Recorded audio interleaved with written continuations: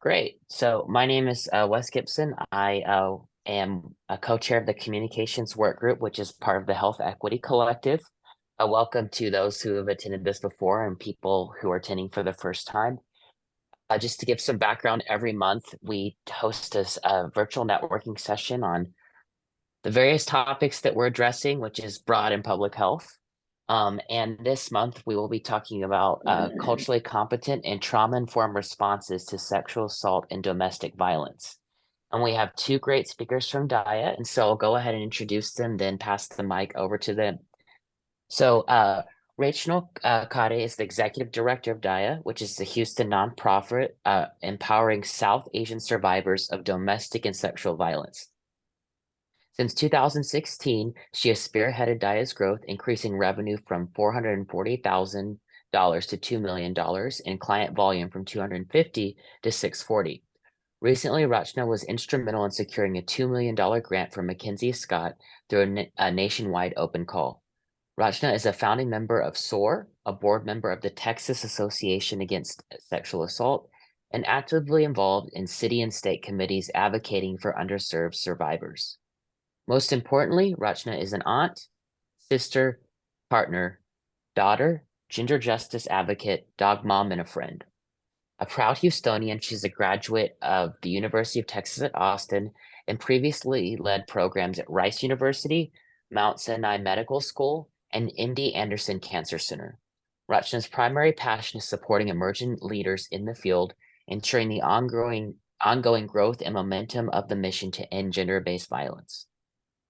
Our second speaker, Mansi Baxi, serves as a client advocate at Daya.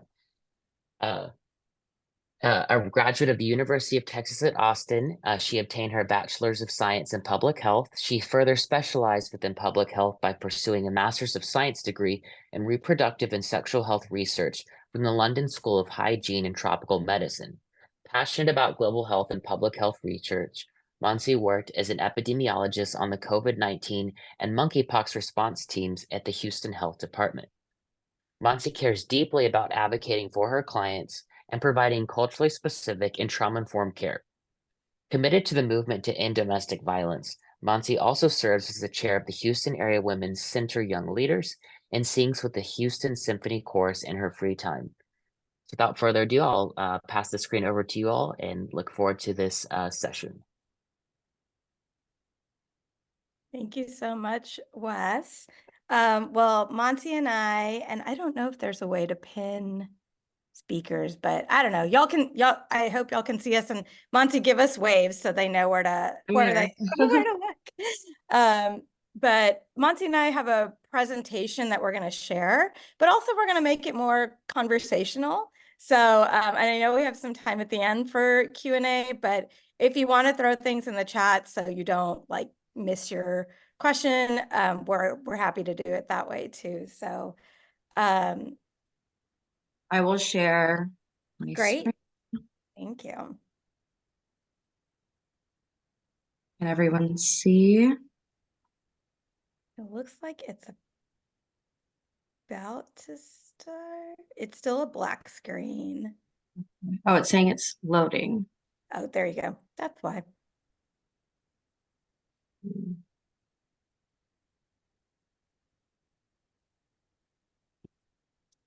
It's saying your screen share is loading. So just waiting on that. Okay. Well, in the interim, I can start with our mission and just a little bit about Daya. And Monty, let me know if it doesn't load. I can try it from my end too.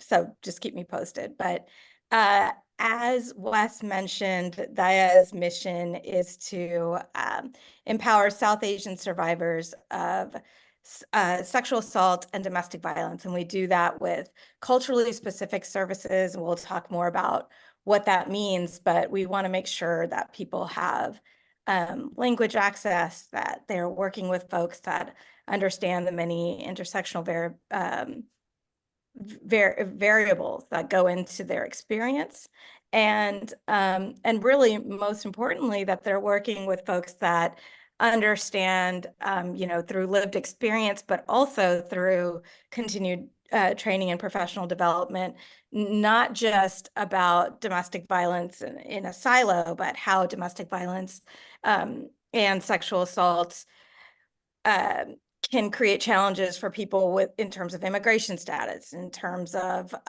extended family cultures and things of that nature. So our mission is really to provide those culturally specific services to survivors, and to do education and prevention work so that we can start to end the cycle of violence in our communities. So that's a little bit about who we are. Very quickly, every year we serve around 600 to 650 clients directly. We can see it now, which is great. Thanks, Mansi. Um, and we have been around since 1996.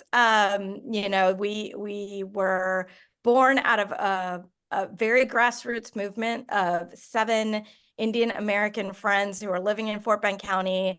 They were volunteering at the Women's Center, and they thought, oh, we're missing, there's gaps in services for folks who are South Asian and especially new immigrants. And so they worked closely with our partners, continue to work closely with our partners at mainstream organizations, but to form Daya, whose mission is to really be culturally specific and linguistically specific so that people are not falling through the cracks for things such as language, immigration status, or culture.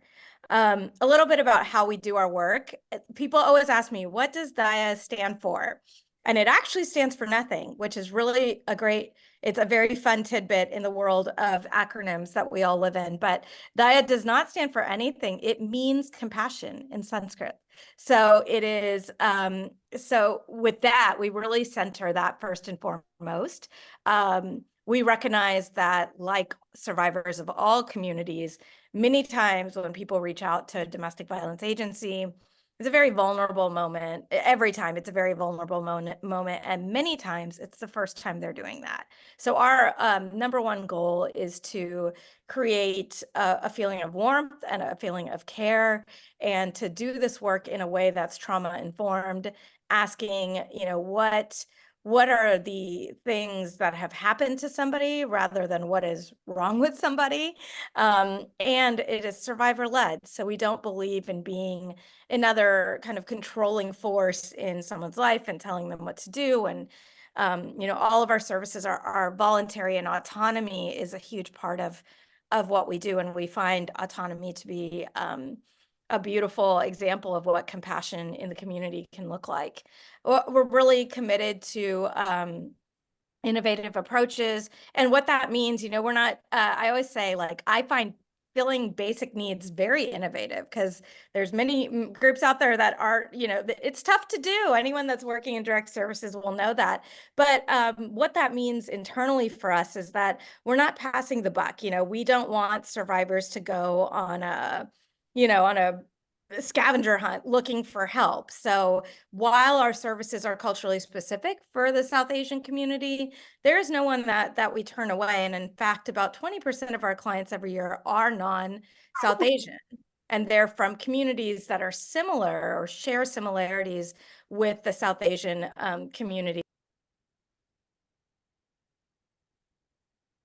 Sorry, I think I got muted, unless that was on purpose. So whether that looks like Middle Eastern clients, North African clients, new immigrants from various countries, we know how diverse Houston is. We are committed to providing those safety services to everyone that calls, and not passing the buck on safety. And then finally, collaboration. We know we can't do this alone. We're going to talk about the roots of domestic violence, and Mansi's going to talk more about the relationship between intimate partner violence and public health. And for those reasons, and all of you all know this in your work, none of these problems can be solved in a silo. No, I agree, Rachna. And I was just going to add, one thing I really love about Daya is that, as advocates, we work with our individual clients, but we also work as a team. So every advocate knows about what is going on with another client's case. And we really collaborate and try and brainstorm together. And that's something I love about Daya. So everybody knows about every person's client. And hopefully nobody gets forgotten and every client feels like they're being given respect and care from the whole organization, not just from their like client advocate. Yeah, yeah. So you're right. I think that collaboration is not just with other agencies, but it's amongst each other too. I love the brainstorming that we do, and in that way, we've kept really true to like our grassroots foundation. Okay, so on to cultural context. Rachna, I was wondering if you could talk a little bit about the nuances of the South Asian community. How does domestic violence and sexual assault differ in the South Asian community in comparison to mainstream narratives? So I think one of the things that all communities can probably agree on is that there's this idea that domestic violence and sexual assault looks a certain way, that it's only physical, right? So we think of broken bones, we think of bruises. With sexual assault, we think of completed rape, right? And so I think what ends up happening is that all the nuances, all of the other forms of violence that create this really unsafe and untenable situation sometimes go unnoticed by the broader community. And in the South Asian community specifically, there are specific challenges and barriers um, that create hurdles when we are working with mainstream systems that weren't necessarily designed for our communities. So things like language access, immigration status, the relationship between a mainstream agency, their relationship with law enforcement, or their relationship with immigration authorities. And then most importantly, it's the culture, right? So I know domestic violence is a taboo topic across many cultures. It's not a thing anyone talks about at length. But I will say, and I know we're going to get into this more, that the culture of silence that exists in the South Asian community expands to not just kind of that internal personal shame that people feel, but there are repercussions that people feel throughout their entire families and their entire communities when they seek help or break the silence around domestic violence, and especially around sexual assault, because it's just, even happy and healthy sex is not a thing that's talked about broadly in our community. And so to talk about crimes or harm done with sex is it's a very silenced topic. And so I think with that, we're facing, some more barriers than the mainstream narratives allow for, but also there's an opportunity here. We're a diverse culture of multiple religions and colors and ethnicities and languages and foods. And there's a space here if we start to do this work correctly, and especially open up these conversations within the community and with mainstream partners and mainstream providers, there's really an opportunity for everyone to find a sense of belonging and safety within the community. So I see the barriers, but I also see the opportunities for sort of healing and safety in a way that goes beyond just a mainstream system, but that can include kind of community aspects of healing. And when I think about like cultural and religious practices and just generational practices, honestly, like family honor is a big one that Yeah. just continues to persist. What are some other cultural and religious practices that are unique in the South Asian community that aren't, you know, might Yeah, no, individuals in other communities may not know about?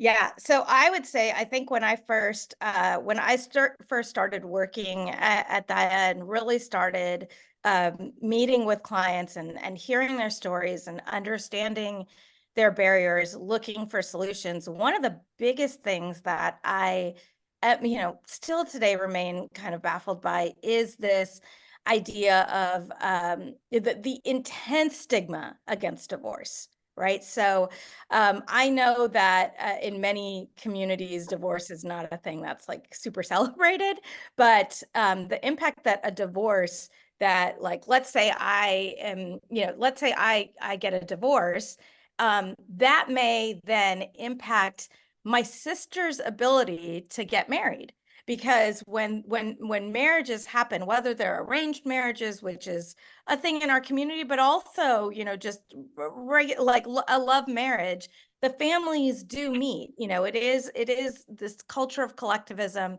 and there are many cases, especially in more traditional communities, where the stigma of divorce extends not only to me as a divorced woman, but to my entire family. And there's this idea that, oh, what's wrong with that family? And so I think there's a lot of pressure for women, especially, to stay in unsafe marriages. I also think that religious abuse is something that can happen in all communities. Um, However, in our community, I feel that, hold on one second. There we go. Okay. In our community, I do feel like, because, many of our clients are Muslim, right? Many of our clients are of religions that are not sort of mainstream in America, although given the numbers, they probably should be now, but there's religions that have lots of bias against them, whether that's the post 9/11 effect or whatever that looks like. But I think that any abuser can cherry pick religious texts to justify their harm and the power and control they're trying to gain over another person. But I feel that in many cases, mainstream systems often question, oh, well, is that the case in this religion? So that's why it's so important for all people in our community to get educated on cultural competency and on the fact that there's no religious text that would, in its totality, that would say harming a loved one is an okay thing to do. I was also thinking about other religious practices like period shaming. Yeah. So much of this is tied into just gender norms. And it perpetuates, a lot of my clients, they're not even in an intimate partner relationship. It's their parents or it's their grandparents. And I think recognizing that this really is a generational issue. Um, Oftentimes a client will come to me and talk about her experience in her marriage or in her relationship, but then she'll also talk about her abuser's parents and Yes. how her own abuser was abused as a child, and vice versa, even her parents. And it really is the systemic problem. But obviously talking about it is what helps to end that silence and stigma. No, Okay. absolutely. And I think that generational cycle is the reason why the stakes get a lot higher, right? That's why that all those generational cycles also keep that goal of honor front and center instead of safety. Yeah.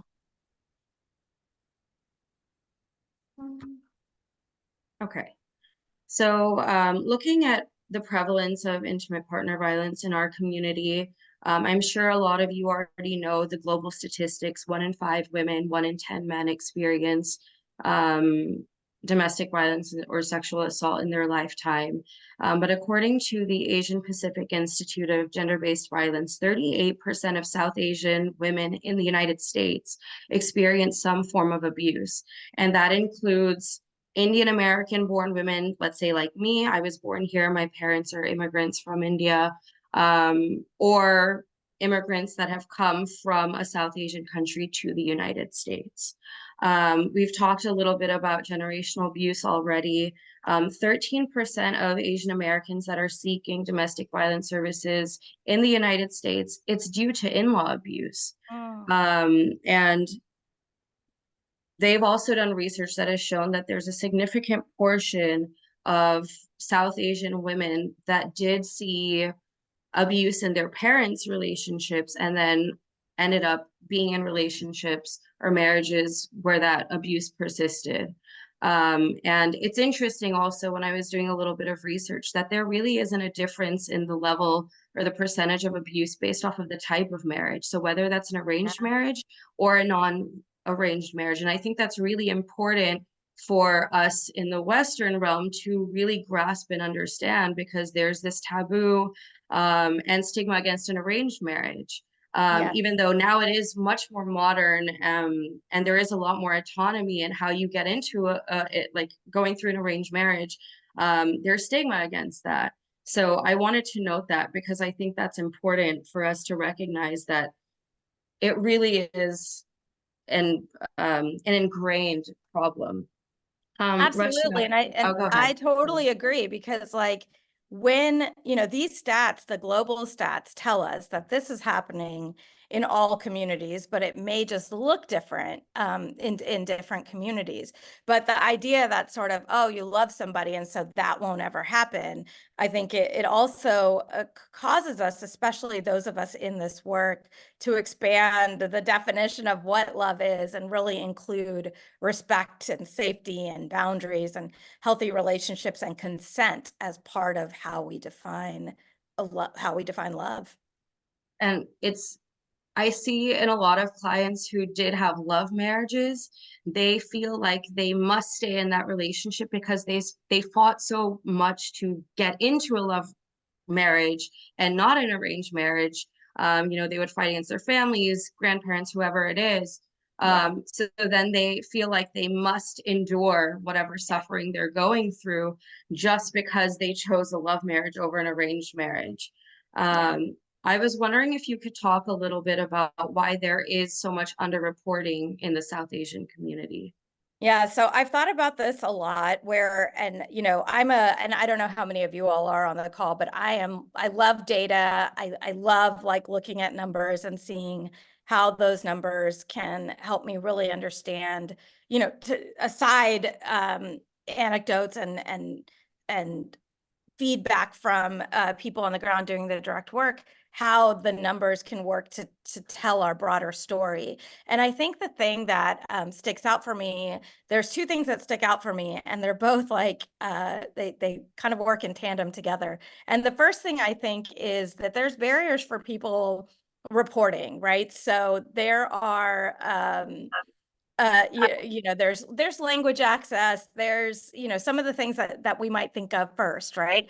But I think overall, especially research out of the Texas Council of Family Violence is finding that it, folks who are immigrants, folks who are communities of color, there is just a mismatch often with mainstream agencies, and it's because there may be a lack of rapport building that happens. There may be communication breaks due to not just language, but vocabulary as well. I also think that immigration status is a huge aspect here, right? So many, 75% of survivors who are undocumented because their spouse never filed the proper paperwork for them. So that shows me that they're already under this level of control. They don't have access to information about their rights. And so I think that's the reason they're not reporting. And they have an abuser telling them, oh, well, if you call the police or if you make a report, I'll have you deported, right? So I think that creates a really untenable situation for people, especially if they have children born in the US. And on the flip side, I do think, like, I've been on committees that are really working at coordinated access for service delivery. So can we develop a common assessment that can help all of our agencies across Houston or even across Texas measure the level of risk appropriately? And when we first started doing this work, it was really missing. We found that so many South Asian survivors, so many Black survivors, so many Latinx survivors, their true vulnerabilities were not being captured in these assessments because the assessments were not asking about fear of law enforcement. They were not asking about multiple perpetrators in the home, like in-law abuse. They weren't asking about immigration status. They weren't asking about the pressure that communities of color feel to keep quote unquote, their men out of systems out of carceral systems. All of these things play into the fact of why reporting is so low. And then when you tie in there's the general cultural stigma against coming forward, and especially, Mansi, to what you said, there's so much pressure to achieve a happy marriage, and it doesn't matter to achieve a long-standing marriage, and it doesn't matter if that marriage is healthy many of the times. So I think that the barriers come from both sides, right? So it's within our community, but it's also the fact that mainstream evaluation tools, mainstream danger assessments are not fully capturing the experience of South Asian survivors, of survivors of color, and of immigrant survivors specifically. So looking at cultural competency and support services, what resources are available that are specifically tailored to South Asian survivors of sexual assault and domestic violence? So I love this question because we have thought about this for so long.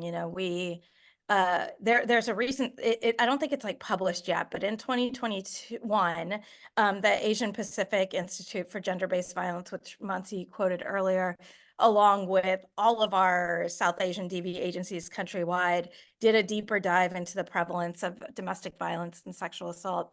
We found so far, like preliminary findings are showing that 48% of South Asian women have experienced some form of domestic violence. Same study found that 11% reported some form of sexual assault. Now we know from the way sex is silenced in our community that these numbers are going to be a lot higher. And Mansi knows this from working the helpline. When you ask somebody at that first point of intervention, you ask somebody, okay, tell me about your situation. We keep it very open-ended. And often the outcry or the need for help for sexual assault services doesn't come into light until much later in the relationship building, right? And so we want to be really specific about that. And we want to honor that the services provided for domestic violence survivors are sometimes appropriate for those who experience sexual assault, but sometimes they're not, right? So if somebody experiences a sexual assault from a dating partner, from a colleague, from a college boyfriend, a lot of what they may need may not look like assistance in fleeing and housing assistance and grocery assistance.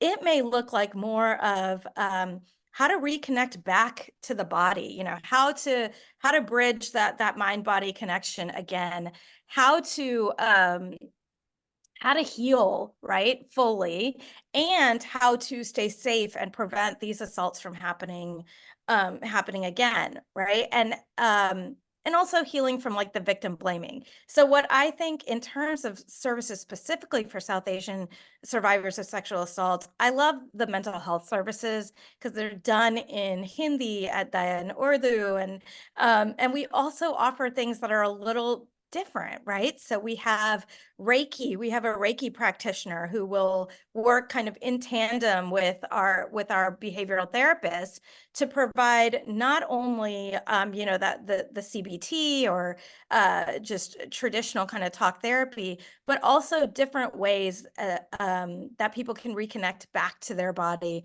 and feel safer in their body, right? We also work so much, because this is prevalent in our community, with adults that have a history of childhood sexual assaults. And these practices, this idea of tapping back into the inner child through body work, through mind-body work, can be extremely powerful. And it can allow people to then focus on those case management skills. Then they can think, okay, do I want to pursue this legally or in the criminal justice realm? And what I love about Daya is that we're not taking any of those options away. We're very realistic about what the process could look like, how devastatingly difficult a legal criminal justice or legal court system can be on survivors and re-traumatizing. But we're there for people. We will accompany you to court. We will do the emotional support right after. We provide the transportation. And so we're really helping clients just like rediscover that resilience that's kept them alive for so long, so that they can move forward with these very, very difficult processes that are really just not meant, not built for them. Mhm. One thing, when you were talking about taboo around discussing sexual assault or marital rape or anything like that, I think another thing we have to keep in mind is the minimization. Yes. Like, yes, as an advocate, I can build an emotional relationship and rapport with that client, but even, talking with a client for more than a year, I still see that they're minimizing their entire situation. They don't want to acknowledge what they're going through as assault or sexual violence. It's really hard, and I think there's more fear of the repercussions of fleeing than the fear of staying in that relationship. And that, Um, I think, ties back to that culture of collectivism. This idea that the steps that I take, they're not just my steps. I'm taking these steps on behalf of my mother, on behalf of my father, on behalf of my children, the women in our community, and really, really in all communities, and we're seeing this more and more, are carrying this emotional weight of having to keep the family together. And we hear this at Daya all the time. Oh, a divorce is a broken family. And I would love to help us all switch that narrative to the reality that abuse is what is breaking these families. These are broken families, and we want to offer spaces for survivors to find healing and really vision. If we vision into the future, we would want to offer spaces for harm doers to find this healing as well. That is the way we're going to be able to end this cycle, because it continues. If we don't work with, and right now we're only working with survivors because this is a big thing to bite off, right? But we are in communication with other providers who provide BIP services and counseling for harm doers, and thinking about if not restorative justice, because perhaps that could be re-traumatizing for survivors, but maybe transformative justice, right? Maybe this idea of justice doesn't have to look like a win in the courtroom. Maybe justice looks like the idea that I have a job now and I can make it to work every day without feeling afraid, right? And justice is a protective order, but it could also be family members who say, yeah, I believe the experience that happened to you and I'm here for you. So we would really love to explore how if instead of being in a box around what healing and justice looks like, we want to explore with the client, what does it look like for them, and how can we get there? so we all know intimate partner violence is a public health issue. And I think post-COVID, that really came to light, looking at, yes, we're experiencing a global pandemic for COVID, but there is a pandemic of intimate partner violence, and it was going on globally. Survivors were locked down with their children and their abuser, unable to leave. As a society, we've adapted to work from home practices, but that is extremely harmful for survivors. And not just in 2020, 2021, but I'm seeing that today with clients, where a lot of my clients are still at home because now their abuser's job is permanently worked from home. Then looking at some risk factors associated with intimate partner violence and sexual violence: lower levels of education, history of exposure to IPV from their childhood, harmful use of alcohol, smoking, drugs, substance abuse problems, and just, ending up having more risky behaviors. Lower levels of gender equality and economic empowerment. I know the WHO has really done a lot of work regarding microfinance programs in different rural communities around the world. And it's so important. Also looking at like food insecurity, and a lot of the things that we think are global health issues are things that are happening in Houston, right in our backyard. So it's important to be mindful of that. Just as we see in Black, Hispanic, and other minority communities experiencing a lot of negative health outcomes and negative experiences with communicable and non-communicable diseases, the same thing applies to our South Asian survivors, almost experiencing a disproportionate amount of negative health outcomes. And when you tie in something like visa status, so many of our survivors have come to this country as a dependent. They're unable to work, or they came as a tourist and are now they're staying in this country. That was, coming as a tourist is a means of coming to America and living this American dream. But the reality is they're completely cut off from obtaining any form of services for anything, not just healthcare.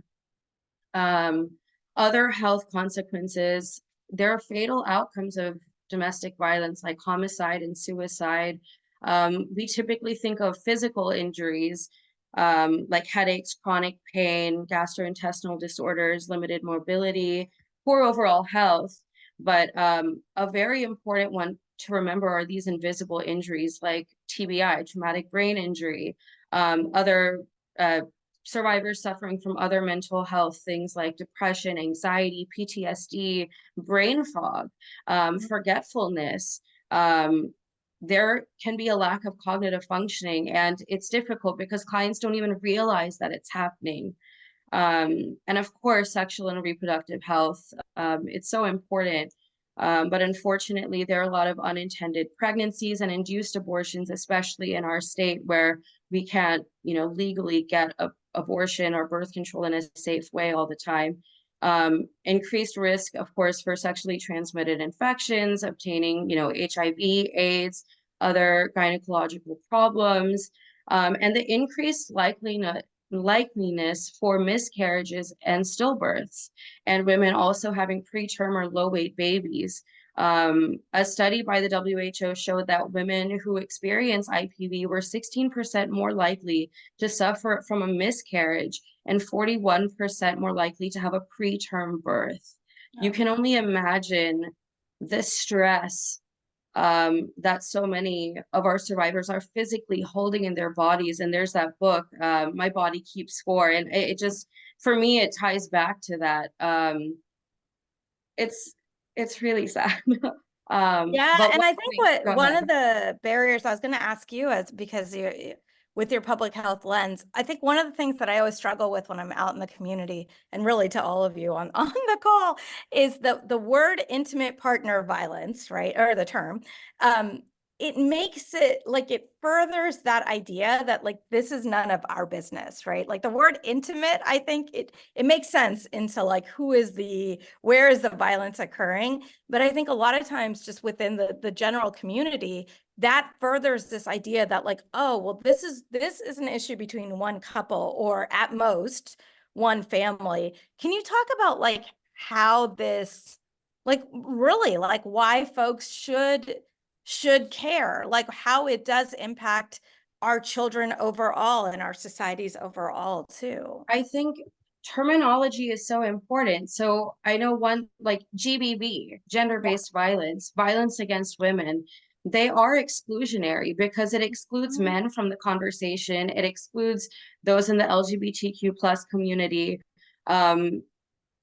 intimate part. So when we talk about like teen dating or just dating, the whole concept of dating nowadays, anyway, you're not in an intimate partner relationship with somebody. So I definitely think it is important that we need to focus on finding a term that is more inclusionary. Because I feel like domestic violence, family violence, sexual violence, that becomes really hard to say. So I don't know if anybody has ideas of a term that, we could change and it would help change our outlook of how we look at this whole issue. Yeah, because you hear the term intimate partner violence and you wouldn't think that it costs our country 8.3, billion dollars a year, right? Like Mhm. that sometimes that disconnect goes away. But you mentioned earlier about how children witnessing intimate partner violence in their homes growing up then are more likely to become victimized or to become harm doers in the future. And I think that only keeps this cycle going. And when you think about the lost time, because of physical injuries or mental health issues, like lost time at work, lost productivity at work, like that, even if you're a economist, and Mhm. I love economics, so no hate on economists, but even if you're just looking at the money aspect of this is a problem that you should care about, Yeah. And that's where public health prevention comes in. Because if there were more targeted programs for education in schools or existing public health programs, but trying to add that DV like component to them, Yeah. that is a great point of interjection. It I really thought that COVID-19 could have been a great opportunity to bring DV into the topic. I had even, when I was working at the health department, I had mentioned, I was like, we're calling people in the community for contact tracing. Why don't we add one or two questions saying, do Yeah. you feel safe in your home? We don't have the means to help those individuals, but we can refer them to other resources and organizations in our community. Unfortunately, the focus at that time was so heavily just on COVID. It was really hard for the importance of this issue to be taken seriously. But I think everybody here on the call, if you start thinking about your work, how can you add this component of further, it also helps you further expand your audience. Yeah. Because when we look at the numbers, 1 in 5 women in the United States, that's 20%. That means 20% of the people coming for any of your programs are experiencing this at home, whether they're disclosing it to you or not. So Mm-hmm. trying to incorporate this aspect of public health, I think, is really important. And it really helps with prevention, especially, and then having conversations with the people in our lives too. That is public health in another form. Because if we want to change these mindsets and these attitudes, sometimes I feel this in our community. I have to start at home with my parents, with my cousins, with my uncles. Because over time, you see, it's like the power of compounding. You do Yeah. see that change. Yeah, and I think that's absolutely right. Whenever I'm in any community space, whether it's with you all as public health practitioners or with general community or with young folks, like the call to action is always to break the silence around this issue, because it really will empower folks to to seek help and to know that they're not alone. And I know that we're gonna, right after this slide, we'll start to take questions. But to your point, Mansi, I did want to bring up the inclusion factor. You talked about this so well already, about men and boys and the LGBTQ population. And I do think that there's so much shame as a male survivor to come forward, because the patriarchy is actually hurting all of us. It's keeping men and boys from being able to express their emotions or feel like they can need emotional support or even physical support, right? There's such a shame. And then with the stigma against the LGBTQ population in more traditional communities, such as the South Asian community, there is, of course, that fear of being outed. Or if you are already out, there's that pressure of, oh my gosh, I did all this work to come out and get my community to accept this relationship. And now I can't leave it. It's like you become the representative for like all queer relationships, right? So there is so much work to be done so that people don't feel that they are the spokesperson for various identities, and that that it's too high stakes to come forward. But before we take questions, I will say I loved Monsi's um, point. You had such a good idea with the COVID tracing to kind of throw in some questions there about IPV. And from from like a program management perspective, and this happened when we were looking at the assessments, the safety assessments for DV in Houston, a lot of this is a funding issue, right? And so we do need to, and I don't know that we have any of our government funders on this call, but we, you know, as much as we can, and I know we're all doing so much work, is to advocate for flexibility in funding and trust and unrestricted funding so that organizations like Daya can meet the needs of their clients, meet them where they are, right? And provide the things that they need. Because again, for some people, that is rental assistance. For some people, it's an attorney. For some people, it's food. But for some people, it's having a case manager that they can work with across the course of a year or two as they go through this process. If we don't have sustained salaries for our direct line workers, if we're going, you know, grant to grant, year to year, it becomes a very difficult situation to promise continuity to clients and to give even practitioners that sense um, of accomplishment and meaning in their work as well. So yes, I do. I see we're at question time right at 9:20, but Monty, I didn't know if you wanted to add anything else before we switch to questions. I feel like we've kind of indirectly talked about a lot of the things. What, just to close off, how can allies of the South Asian community support the efforts to end domestic violence and sexual assault? Right, thank you.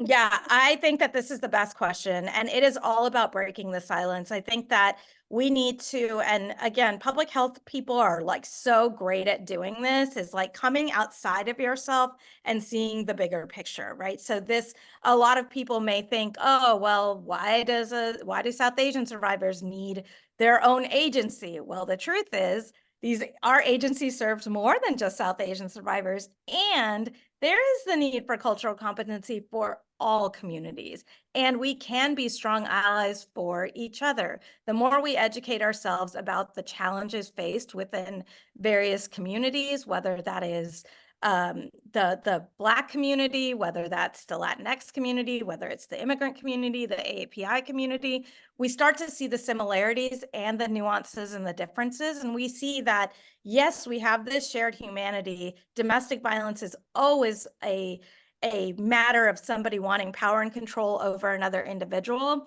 but we can provide quicker and better services and better referrals if we are recognizing that these differences are actually beautiful differences. It's good to know, and it's best so that people can get the tailored help that they need for the kind of abuse they're facing.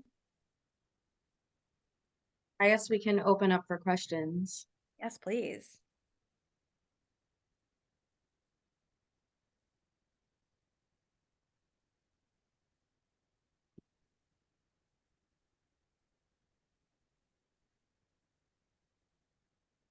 I had a question about when you might have a client who is very religion is a very important part, and I guess how to support someone in that journey if religion is still they want to include that in their healing journey.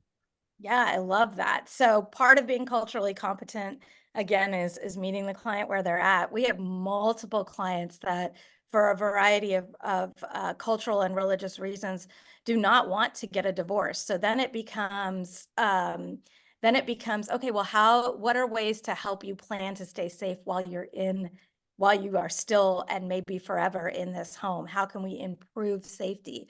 Or, we are a non-denominational organization, of course, but we bring in our religious partners, and we're out there making inroads with Islamic Society of Greater Houston and the Meenakshi Hindu Temple and the South Asian Christian churches, so that we can build that level of trust with those communities that are often, unfortunately, a part of this silencing. Monty, I don't know if you want to give an example of how you've done that with them. And I know you have. From my perspective, just as an advocate working directly with clients, the religion component is never removed. It is a part of their case management, and it's different for every single client. we just celebrated Eid. That was a part of the conversations that I had with my clients. I referred them to other organizations in Houston that were providing, let's say, special food pantries for Eid. The same applies if it's Diwali time. It's I think when you're living in it constantly, you never think of it as removed. And I think that's important to remember, maybe from a public health lens or coming from a religion where it's not as ingrained for you, or just a lifestyle where it's not as ingrained, the religion is not as ingrained. When for a lot of clients, everything they do in their day is based off of their religious practice. So for us, it's very normal. And even as a team, we celebrate religion so openly in the workplace. And of course, being respectful, it's never a negative situation. And I think like also we're very open with our clients about like what we don't know, right? And our goal is to always not have somebody, we don't want them to have to teach us. We don't want that extra burden, but being really, really honest and vulnerable about the fact that like, hey, I'm not, this isn't, I'm not sure about this. Can you tell me more about it? Or can I learn about it from one of my colleagues? And so the diversity, the importance of diversity on a staff working with a diversity like Houston cannot be underestimated, I think, as well. And another component to this is a country like India that has so many states. Linguistically, there are difference from every, not even state, every rural area, city, there are different linguistics, there are different food practices. And so keeping that in mind as an advocate, I'm still learning things all the time. So the benefit of being culturally specific is we have an openness with our clients that it's different than a traditional organization in a good way. Yeah, it's real very holistic, and I encourage everybody to, and I know because I have so many friends who are running, DV shelters, and it is tough work.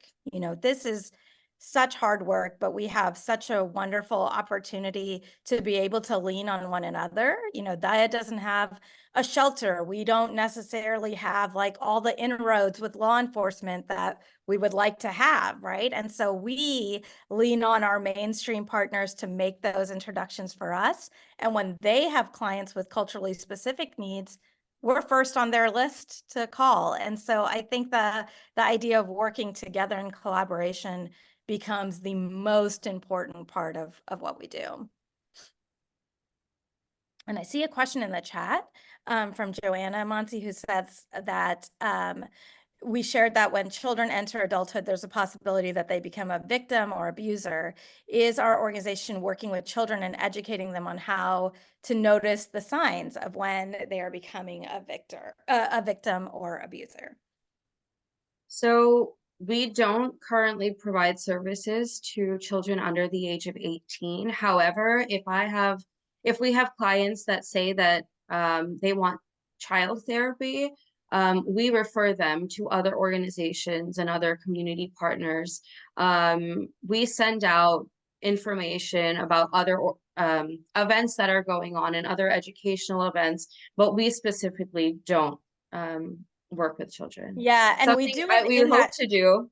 Yeah, and we do it in this, right now we're doing it in the sense of healthy relationship trainings with South Asian student groups, right? And so, yes, I see a question about, we actually in October, all of our October programming is done in collaboration with Daya and AVDA and the Harris County Domestic Violence Coordinating Council, because we work with the three of our organizations work with bringing interfaith communities together and youth groups together to really learn about the red flags and where they can get help and how to open up these conversations with their parents.